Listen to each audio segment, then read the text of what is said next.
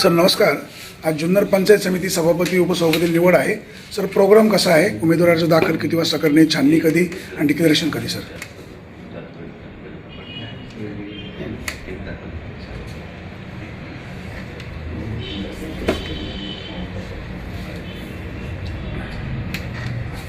पंचायत समितीच्या सभापती व उपसभापतीच्या निवडणूक जी आहे ते सकाळी 11 वाजताचं कामकाज सुरू होईल. 11 ते 11:30 या कालावधीकरता सभापती व उपसभापती पदासाठी नामनिर्देशन पत्र त्या ठिकाणी स्वीकारले जाते. त्यानंतर 11:30 ते 12 या कालावधीमध्ये दाखल नामनिर्देशन पत्र त्या ठिकाणी छाननी केली जाईल आणि दुपारी 12 ते 12:30 या वेळात नामनिर्देशन पत्र माघार घेण्याची त्या ठिकाणी वेळ आहे.